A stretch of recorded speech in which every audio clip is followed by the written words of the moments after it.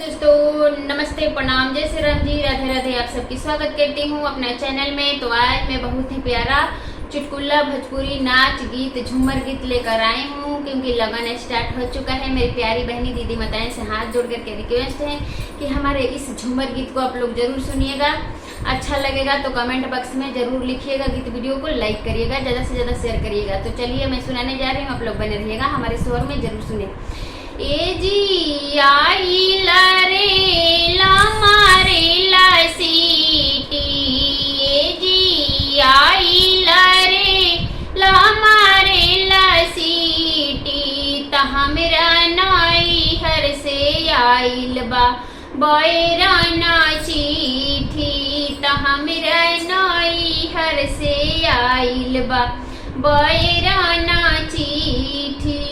ए जी आलू है आलू आलू के चोखा, ए जी आलू है आलू आलू के चोखा, त चोखा खा के बोल मुआ करे ले धोखा, त चोखा खा के बोल मुआ करे ले धोखा।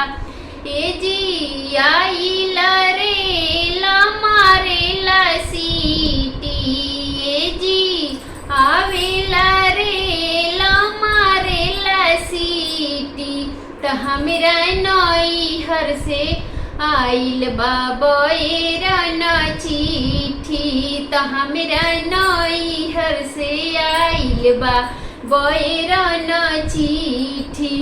ए जी बेसन है बेसन बेसन के बुनिया, ए जी बेसन है बेसन बेसन के बुनिया, त बुनिया खा के बोल मुआ घूमे ले दुनिया, त बुनिया खा के बोल मुआ घूमे ले दुनिया।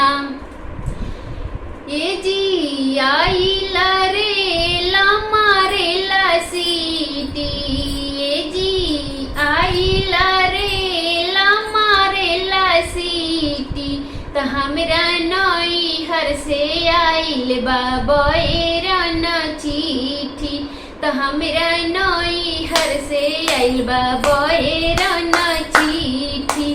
ए जी सत्तू है सत्तू सत्तू के लीटी, ए जी सत्तू है सत्तू सत्तू के लीटी, त लीटी खा के बोल मुआ मारे ले सीटी, त लीटी खा के बोल मुआ मारे ले सीटी।